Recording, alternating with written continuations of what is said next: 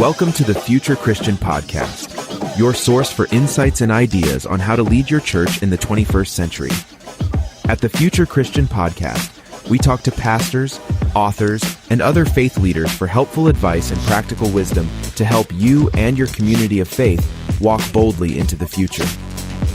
Whether you're a pastor, church leader, or a passionate member of your faith community, this podcast is designed to challenge, inspire, and equip you with the tools you need for impactful ministry. And now for a little bit about the guest for this episode. Welcome to the Future Christian Podcast. Today, Loren Richmond Jr. welcomes the Reverend Dr. Kris Bentley. Kris is an ordained minister with the Christian Church Disciples of Christ. She has served in congregational ministry in the central Kentucky area for more than 20 years, sometimes in the role of a bivocational pastor. Prior to attending seminary, she worked in higher education administration, serving at both Midway College, now Midway University, and the University of Kentucky. Since 2014, Kris has been working at Lexington Theological Seminary, LTS, beginning when LTS was awarded a grant by the Lilly Endowment as part of its economic challenges facing future ministers. She was hired to direct the grant project, and as part of that work, Kris initiated research at LTS regarding bivocational ministry. Currently, Kris also is serving as an interim minister of a Disciples of Christ congregation in Kentucky. Kris is an alum of Lexington Theological Seminary, holding a D.Min. and MDiv degree from LTS, as well as an MS in education from Indiana University and a BA from the University of Kentucky. Kris and her husband Perry live in the Lexington area. They have 4 adult children and 3 grandchildren. A reminder before we start today's conversation, please take a moment to subscribe to the podcast, leave a review, and share Future Christian with a friend. Connect with Loren, Martha, and Future Christian on Instagram. Shoot us an email at loren@resonatemediapro.com with comments, questions, or ideas for future episodes. We appreciate your voice in how we faithfully discern the future of the church.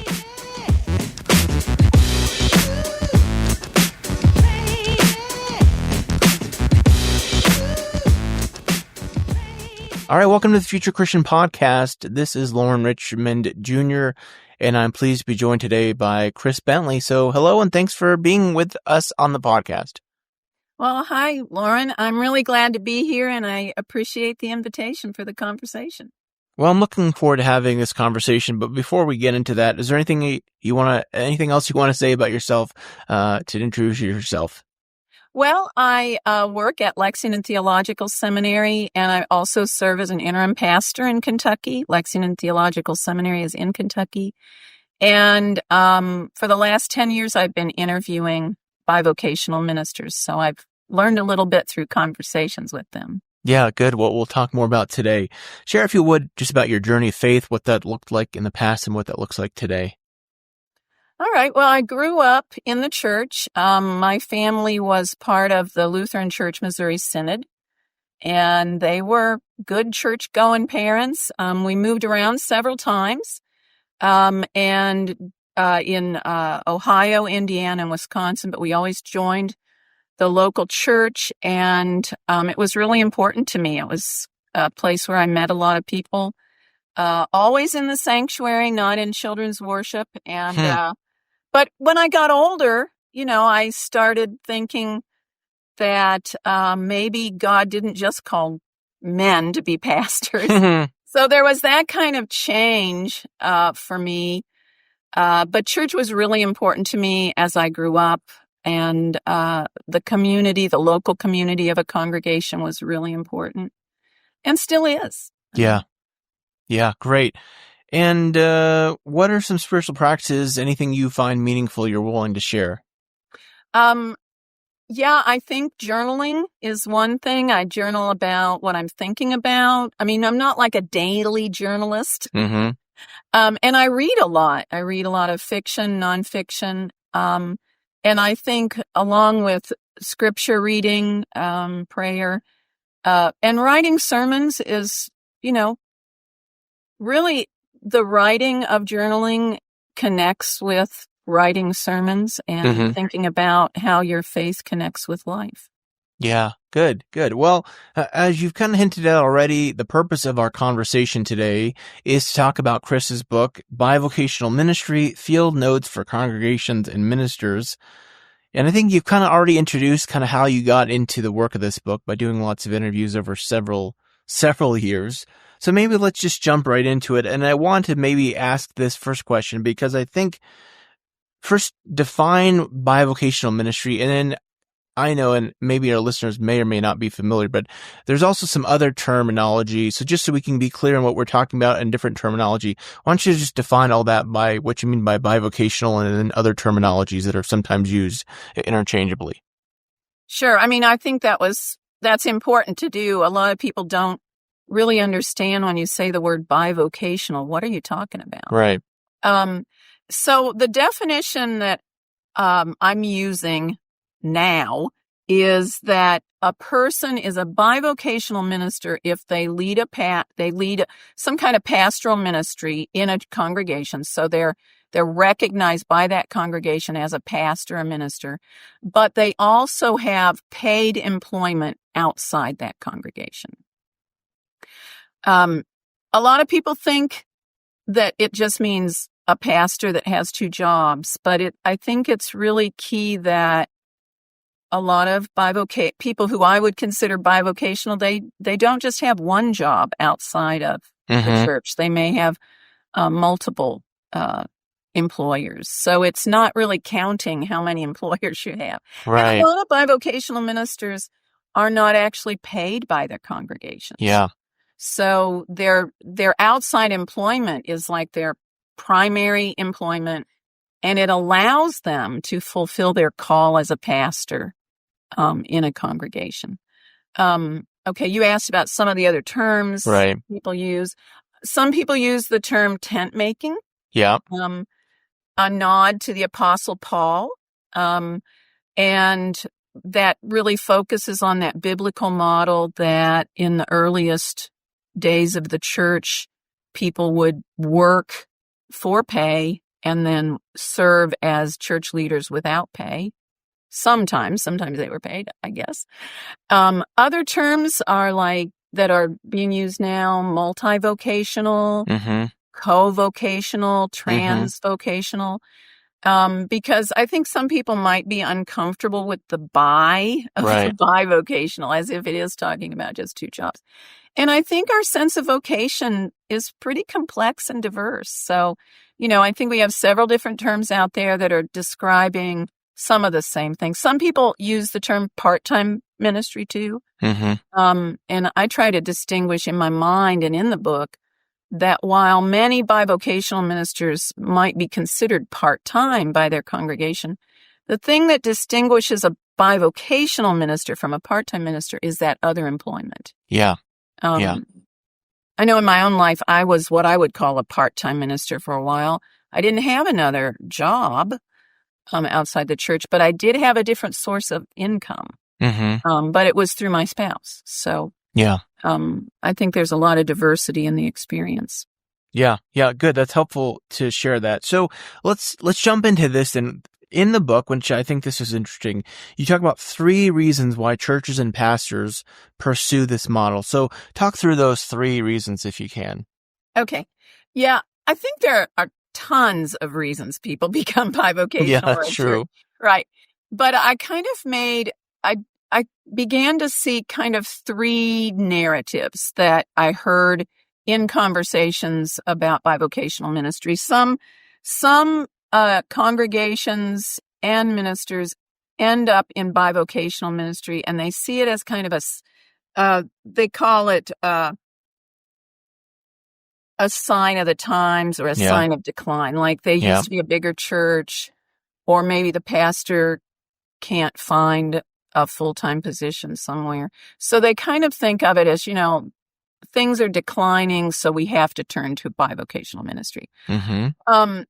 But then there's also a whole bunch of people who see it more as the cutting edge of the future, where they say, well, things are changing. We want to start a new church, or our church is transforming and we want to be more connected with the community. So they turn to it for that. They're more optimistic and more hopeful about bivocational ministry. Mm-hmm. And then there's this huge group that just says, well, we've always done our ministry that way. As long as I can remember, we've had a pastor who had a paid job outside the congregation. So those are kind of the three kind of general categories I identified. Yeah.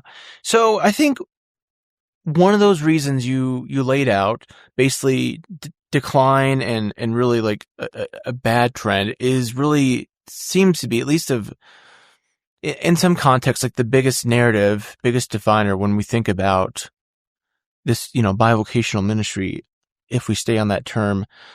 Now, one of the things that, again, I really thought was interesting in the book, and certainly you're not the first to say this, but I think this is important work here and important to emphasize, is you talk about how bivocational ministry can be good for the church, and you talk about how it can realign relationships. So do you want to talk through this idea of being good for the church and realigning relationships? Sure.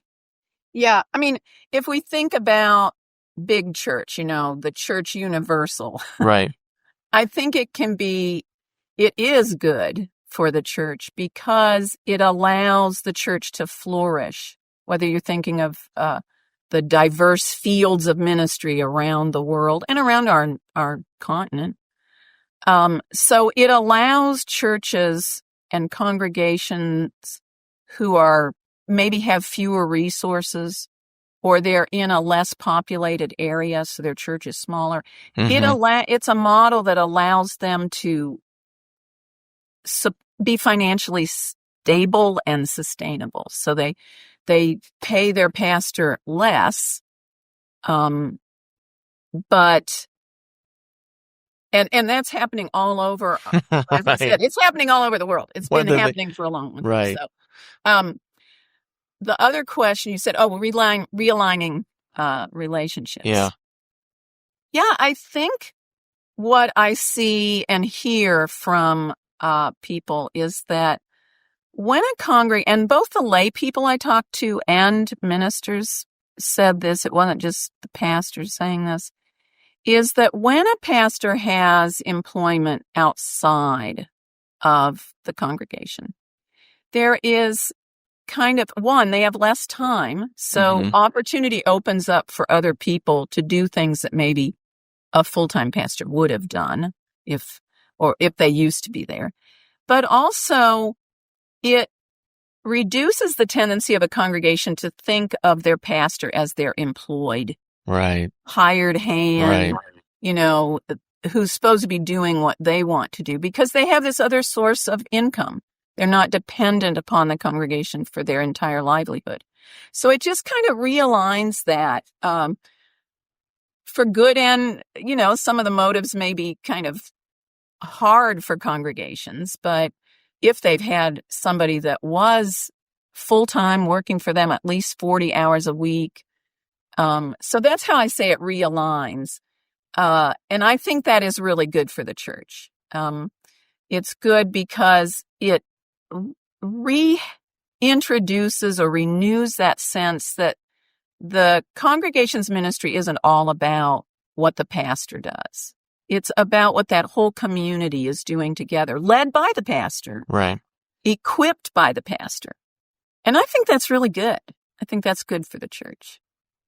And I think what's interesting is, speaking of realignment, you talk about this mindset shift, which you're already kind of hinting at, from we have a pastor who, or excuse me, I'm saying it backwards.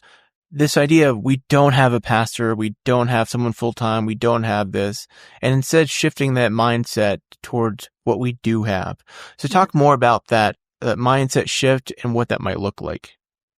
Right. I think that's really important for congregations who are either moving into the bivocational model or have used it for some time. Because there's a tendency for congregations to compare themselves with what others might be doing. And instead of looking at the unique gifts and resources they have, and Right. I think about that in terms of the pastor, but also other resources, because some congregations turn to bivocational ministry because they can't really pay a pastor enough to say, oh, I don't need another source of income. Mhm. So, and I think that whenever you look at what you have, rather than worry about what you don't have or what you need, or say, well, God will give us this so we can do it. Instead, look at what do you already have? What has God already given you? And how can you use that?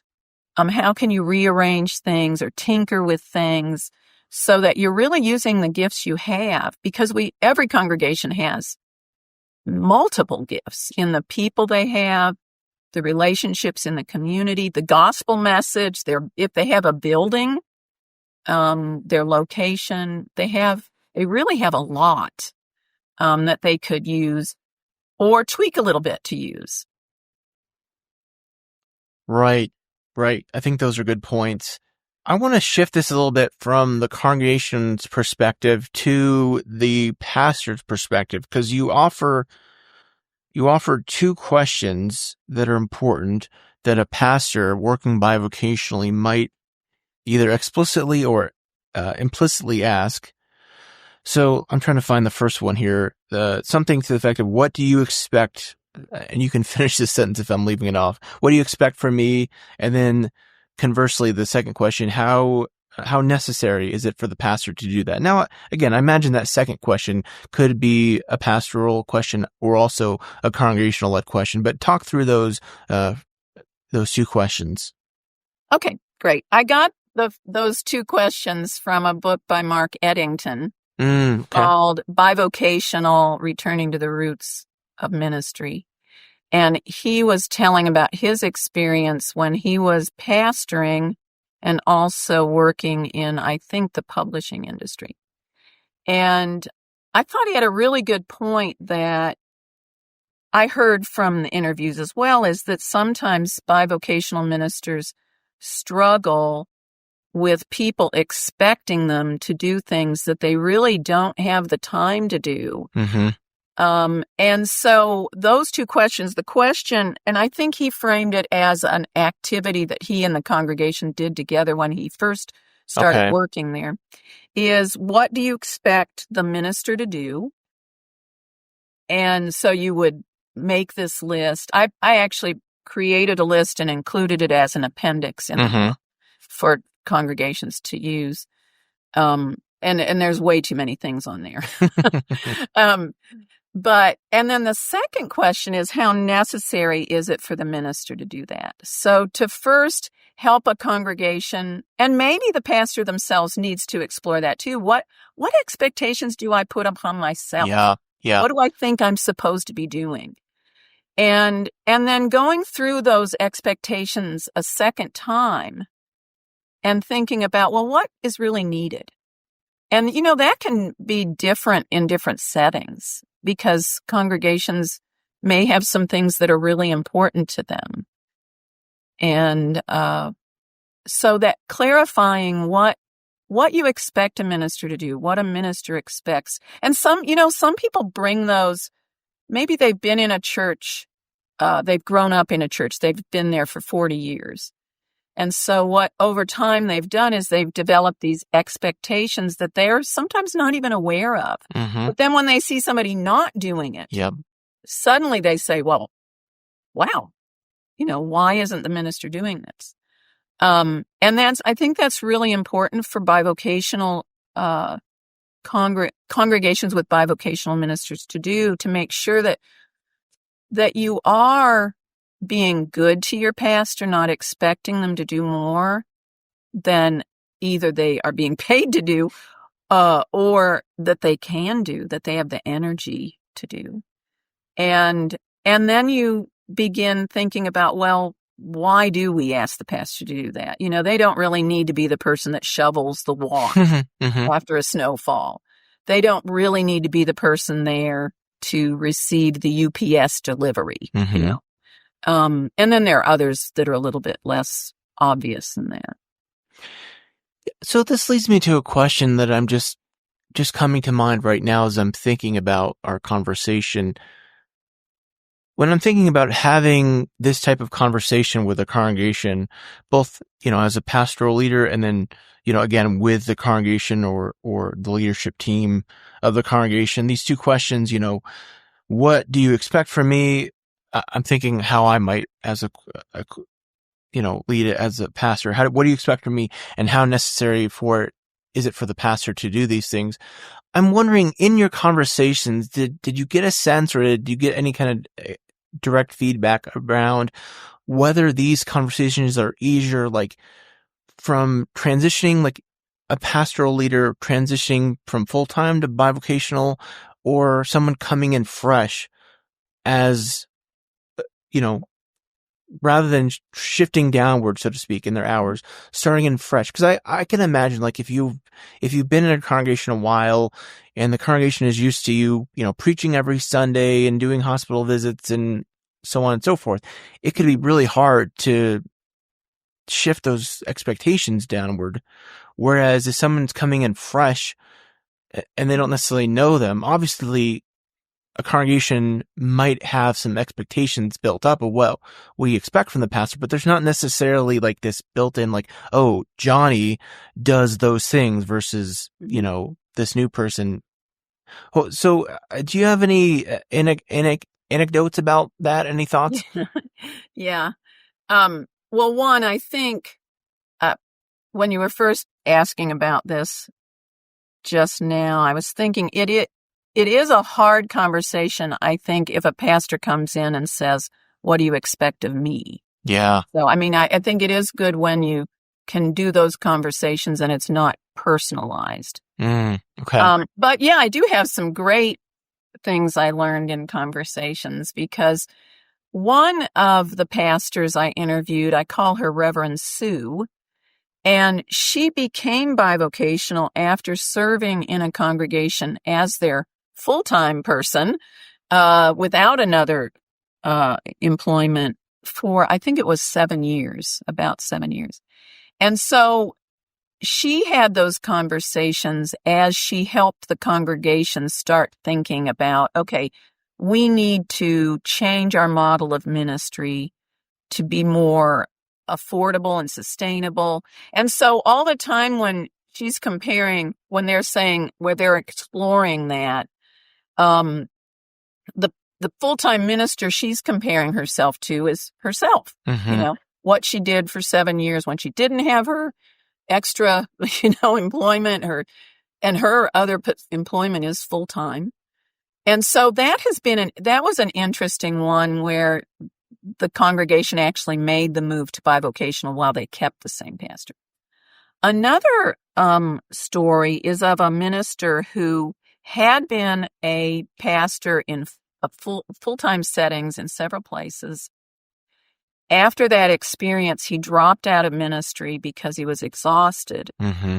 And then after a couple years off, the regional minister told him about a church not far from where he lived. And he had a full-time job in the secular, I think, business world at that time. And they wanted somebody to be their pastor, but they'd had ministers with other jobs before.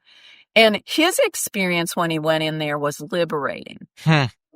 He thought, and this would definitely be where you identify the relationship was realigned, because he compared his experience from being full-time, where people expected him to do everything, to coming into a congregation where they were used to having a pastor who had other employment. And they were more of a partnership. Mm-hmm. And he felt he could speak more prophetically too.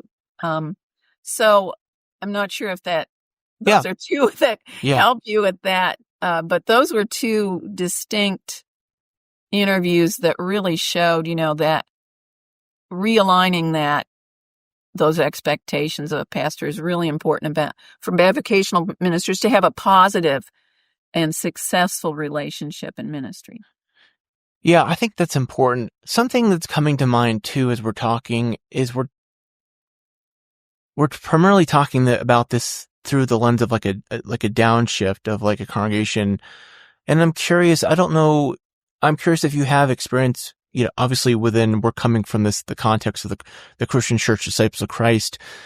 I see this in not in mainline circles, but in evangelical circles more often. And I'm curious if you've seen this in either disciples or mainline writ large examples of churches choosing to, whether it's the clergy decision or the congregation thinking strategically in like this you said about like, hey, this is the new way of doing things, of saying, hey, we're going to get 2 or 3 pastors or clergy leaders, and we're going to strategically choose to pay them, part-time or to have them bivocational so they can earn a higher income. And also we can kind of get a more diverse talent pool, so to speak. Right. Have you seen examples of that either in the disciples or mainline? Well, I mean, I've heard about them, and all my interviews were with people in disciples congregations, right. And I haven't interviewed everybody. Yeah. There's lots of people out there that have experience beyond what I interviewed, but there was a pastor I interviewed, African American woman pastor, new church start, and what they model. I'm trying to think if they're about 8 or 10 years old now, but as a congregation, but they do have that model, where they've kind of created some community ministries that are connected with their congregation. They have a combination of paid and unpaid leaders, diversifying their impact and their relationships. I think she's the primary one. Back in 2013, I interviewed another woman minister who was also in a new church start. And they were trying to bring new light, what they considered new light, to their community. I think, and they were just trying to be sustainable. But I do think that, that whole idea of being cutting edge of the future, I hope more churches move that direction. And in the Disciples of Christ, I haven't spoken with as many who have done that, but I know we have a lot of people who are exploring that area. Yeah, and like I said, I hear this more often in evangelical spaces where, whether it's a new church start or an existing church, it's the idea of like, how can we better get ourselves integrated into the community? Well, it's through working and running a business or working at a business within the community. And certainly all those challenges that we've already spoke about still exist, from, the questions of how necessary is it for the pastor to do that? What do you expect of the pastor? And I think this is really important. I want to highlight this. The importance of pastors noticing things and not doing them.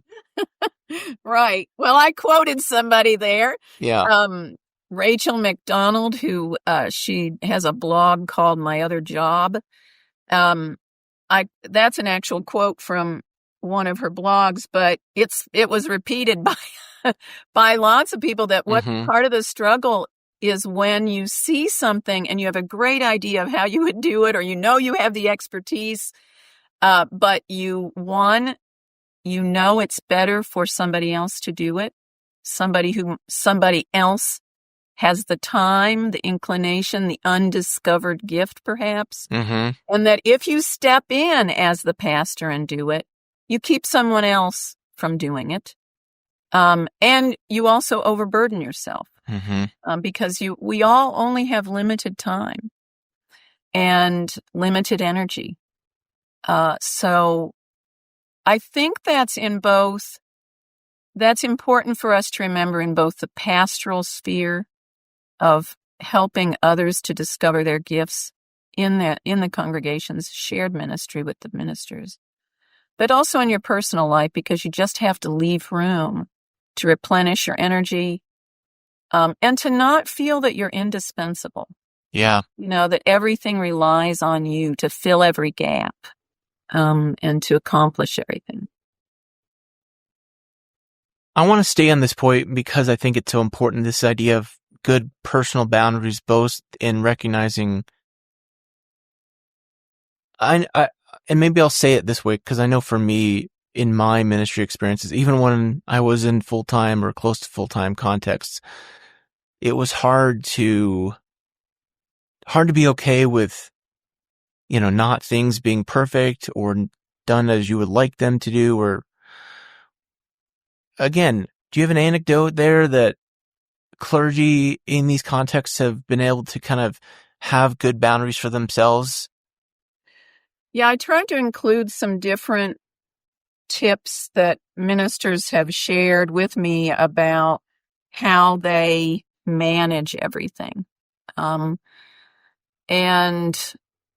I do think, I don't remember if I included it in the book or not, but I remember that a minister said, it might be the same Reverend Sue who said that she is in a meeting and they're discussing a project or ministry, and her impulse is to say, yeah, I'll take care of that. But instead she's able to say, well, that's a great idea, but who else can step up and do that? And I know in my own ministry, I was so excited and supercharged after seminary to just go out there and take all those great ideas that I had learned, all those learnings and gleanings from seeing other people. And you do have to step back, as you say, just because you might do it a certain way that you think is better or more perfect. You have to step back and let things happen not exactly the way you want them to happen. Sometimes I've been surprised by that. I think I tell a story that I learned from about the idea of the backyard bouquets, where I think that church had a very large sanctuary. At one time, they had purchased bouquets every Sunday, that would make the sanctuary beautiful. But over time, they had replaced them with plastic bouquets that they rotated for, different seasons. And the pastor one spring just invited people to bring some from their own backyards, front yards, whatever. And that kind of unleashed this sense in the congregation that, we can do new things. We have resources right there. And we don't have to feel that because we can't buy those fancy bouquets anymore from a florist, that we can't have a place of beauty in which we worship. And I actually think that's an improvement over buying the big bouquets. This idea that we have resources that are undiscovered, and that as a pastor, we don't have to organize it. We can just step back, issue the invitation, and then watch things come forth. They may not come forth. I'm not saying it's a guarantee for success, but that we need to allow that to happen. And sometimes we're very reluctant because we think as ministers that we know the better way. But there's actually many good ways, maybe not better ways, but there's actually many good ways. So I want to shift this conversation before we're done here to explore two areas that I can't remember if you cover, somewhat explicitly in your book, but then again, from your context in a seminary, I also want to explore the questions of kind of structural, denominational, theological, education type questions around bivocational ministry. So I'll ask this in two parts and we can explore each part individually, but I want to make sure I get the questions out there. So the first I'm thinking about is how denominations can better support bivocational pastors. Because I'm thinking, for me, as someone who off and on does ministry and certainly is trying to retain my standing within the denomination for non-mainline listeners, you may not understand that, but working full time 9 to 5, Monday through Friday, it's hard for me to make meetings. And again, thinking from bivocational perspective, it's going to be hard for someone who's bivocational working another job to necessarily make meetings Monday through Friday. But conversely, like also mainline or full-time clergy, and I get this, like hate Saturday meetings because they're like, hey, we want our weekends. Like we're supposed to be taking a Sabbath here. And if you're having us come in on Saturdays, that is hard.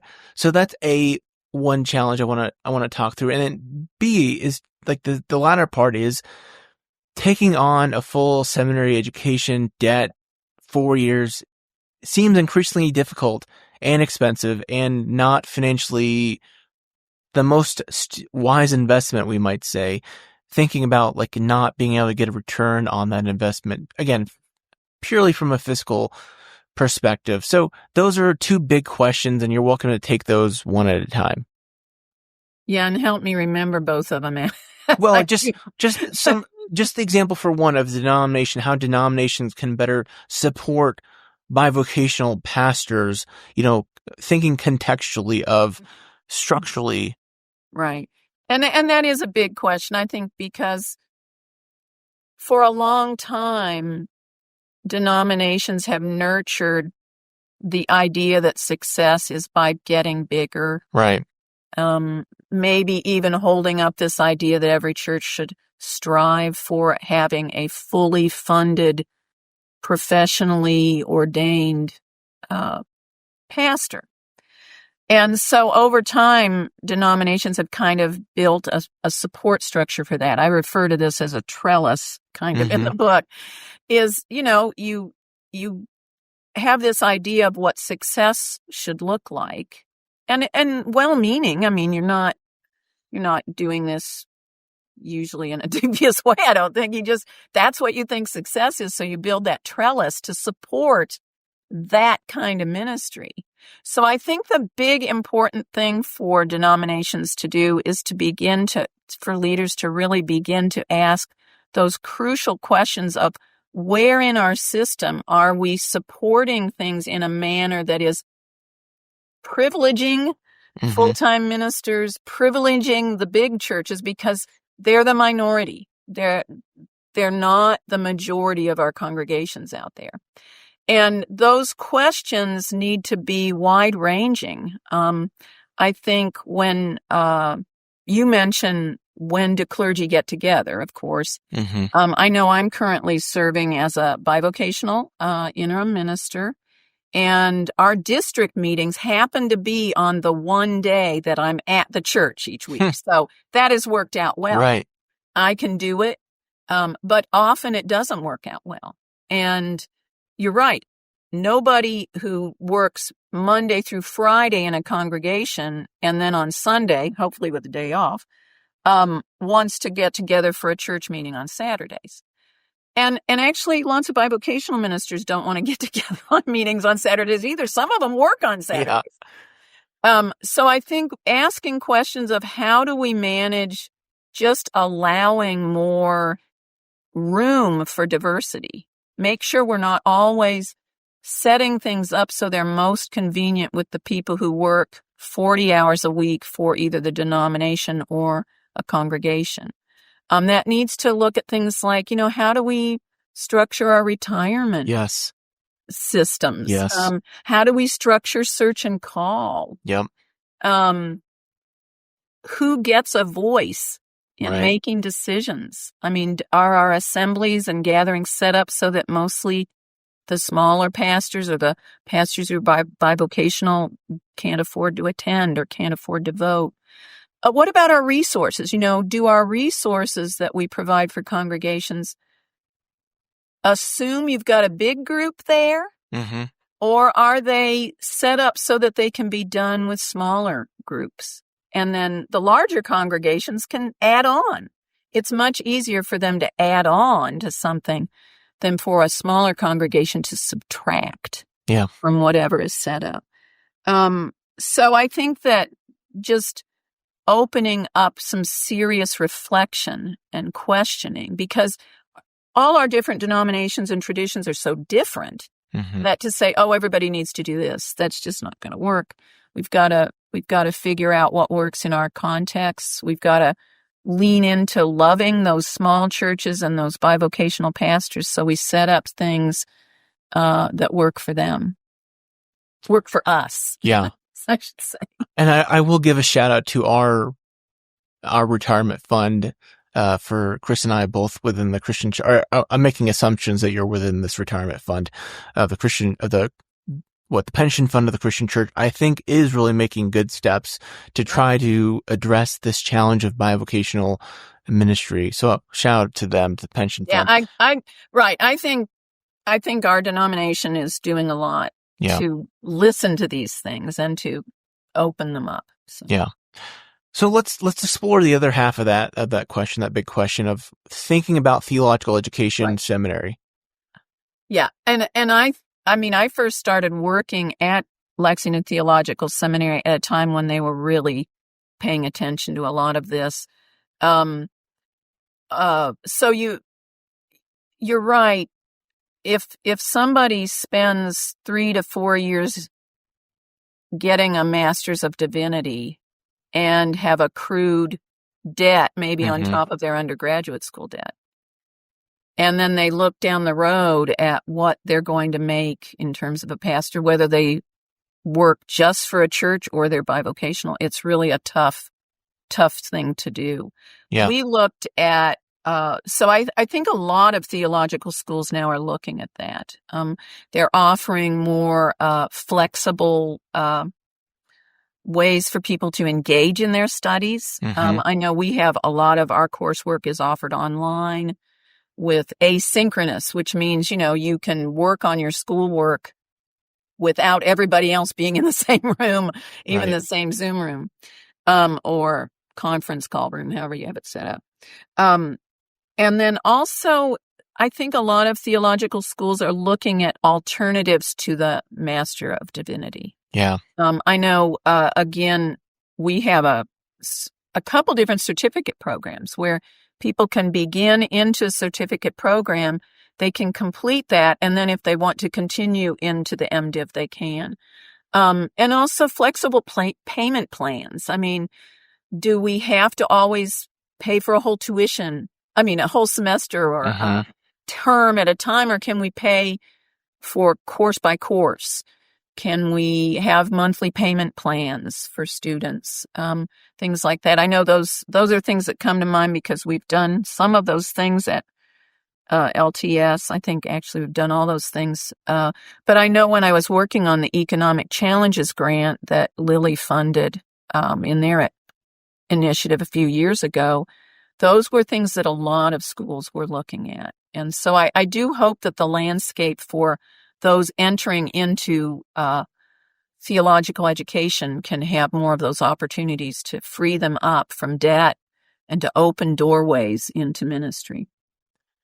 Yeah, I think that's so important. Like, I'm just thinking about not even like the finances, but I'm thinking like committing 4 years, especially in a career path, taking aside 4 years, if you're going to be bivocational, that's going to like negatively impact your own outside the church career growth, can really be difficult. And I'm thinking about new learning models like Coursera that are, like you said, asynchronous, kind of go at your own pace, have different pay structures, are really growing, I think, for good reason. And I suppose this will be our last question maybe before we take a break, but do you think, I know in our tradition, the Christian Church Disciples of Christ, ordination has largely been conditional, I should say, on getting an MDiv, a Master of Divinity. Do you think, I mean, what do we, I don't remember, do we have like a license, or what is even the terminology anymore? Like, do we need to make more space for that? Yeah, we did make more space. We re-examined I've forgotten the names of it now, but we examined the paths to ordination a few years ago, and there are ministers who, a growing number of ministers who are becoming ordained without having gone to seminary that, like you're describing, the 4-year MDiv program. There are also ways of looking at prior experience now. But we're really talking about the ordination process, right? Not theological education, but Within the Christian Church Disciples of Christ, we have opened up the path to ordination. The other kind of minister we have in many places is the commissioned minister. Right. That's what I think that terminology replaced what we used to call the licensed minister.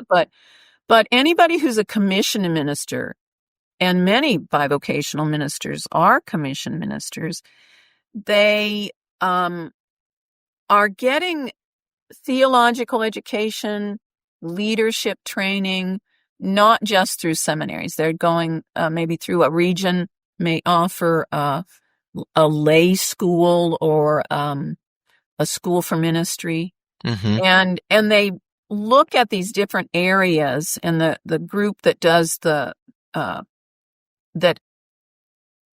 has conversations with people as they're pursuing ordination, the Committee on Ministry. They look at these different areas outside of just getting an MDiv. So you still have to do education. You have to show you're serious. Yeah. You, it's not that those degrees and are obstacles as much as they are ways to help an individual person explore, how will I do ministry well? Yeah. What are the things I need to learn, relearn, unlearn, to become the best minister I can be and to lead a congregation where I eventually serve? Or when I'm already serving. Some of them are already serving when they're going through this process. Well, and I think this is the other side of this conversation that is so difficult because, I mean, I think an example of this is in the SBC, in the Southern Baptist Church, who, if I remember correctly, historically has like the lowest percentage of clergy with education. And certainly, I don't want to just throw the SBC under the bus alone, because we've seen this example throughout the Christian tradition of abuse and impropriety, and especially sexual abuse. But I think that is why mainline traditions have held up such a high expectation and standard for clergy and for ministry, is to try to prevent and keep any schmuck from getting in there. So it's a complex conversation, and we should leave it there just for the sake of time. But I wanted, again, recommend the book is Bivocational Ministry, Field Notes for Congregations and Ministers. Kris talks a lot about the stuff we've talked about already, as well as some helpful appendixes and resources that could be really useful for churches and pastors who are thinking about or going through this conversation as we speak. So let's take a quick break. We'll come back with some closing questions. All right, we're back with Kris Bentley. So thank you for the conversation. Appreciate your time. I think these are important topics, and I'm glad to have it with you. So let's go through these closing questions. Again, we always tell folks you can take these as seriously or not as you'd like to. But if you're Pope for a day, any thoughts on that day? Well, yeah, that was kind of, I realized if I were Pope for a day, we'd be in a different world because I'm a woman. Yeah. But I was thinking that if I had the power of the Pope, yes, and the authority and the voice of the Pope, I yes, think I would really do whatever was in my power to encourage and equip congregations to have a deep conversation about shared ministry. Yes. About this thing of how do we go about having ministry where one person or one group of people aren't lording it over the others, as you know, where we can be in ministry together and really fulfilling our individual and congregational calls. That's very on theme. So that's a good answer, I suppose. A theologian or historical Christian figure you'd want to meet or bring back to life? Well, there's a whole posse of them out there, but I was thinking a couple years ago, I went to the Underground Railroad National Historical Park, and I would love to meet Harriet Tubman. I think she is a theologian in her own way. She didn't write much. I wish I could remember the quote. They have a church fan for sale in one of the sites. We went on the byway the Harriet Tubman Byway, where you visited all the sites in Maryland. I just thought she was the example of a person who contextualized her Bible learnings from her mother, which obviously she deeply respected the book of Exodus and its message of liberation. But then she actually put her life on the line and gave it her all. I mean, freeing people through the Underground Railroad. So I would love to meet her and just tap in a little bit more to that courage and strength that she had. Yeah, great. What do you think history will remember from our current time and place? Oh, if we're talking about the United States of America. Yeah, I leave it purposely ambiguous. Right. I think, sadly, this time will be thought of as a time of division. I think people are very divided. And I think also where there are a lot of lonely people. Because of this division, I think we've diminished some of our capacity to have good conversations and fruitful conversations. So that is something I think history will remember from current time and place if we're talking about just the culture at large in our nation. Well, I was just listening to a podcast from Simon Sinek last night. He was interviewing the Surgeon General. They were talking about loneliness. And it's funny, the Surgeon General made a point about having people over even if your house is a mess, because they won't remember the mess, they'll remember the people, the conversation. And I'm somewhat skeptical of that, but I suppose I can appreciate the advice. Maybe both. Maybe they'll remember the people in the mess, but yeah. Right. What are your hopes for the future of Christianity? Oh, man.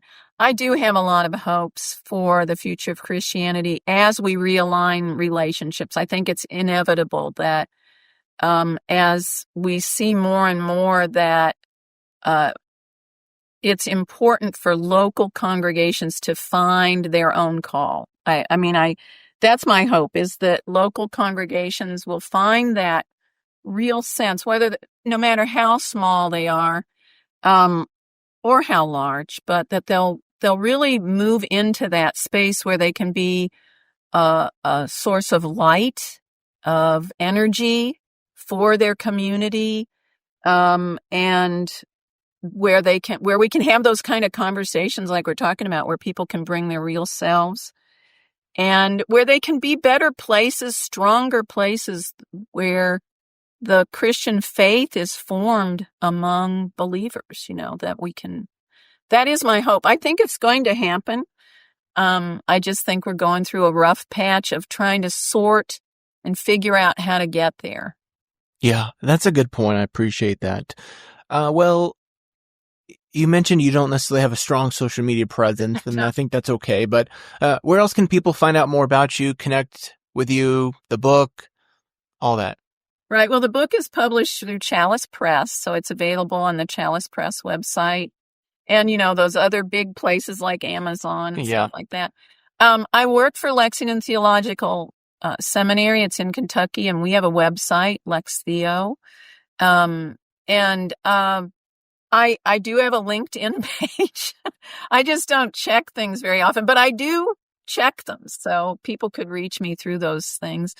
I think the book, I'm eager for people to get the book and use it to use it to learn more about through those stories I've got in it about many different ministers. But yeah, I don't have a huge social media presence. Maybe I need to do something about it. Well, it's good and bad. So that's okay. Well, again, I appreciate your time. I thank you for the conversation, and I hope that the book is helpful for many folks out there. So we always leave folks with a word of peace. So may God's peace be with you. And also with you. Thank you very much, Loren.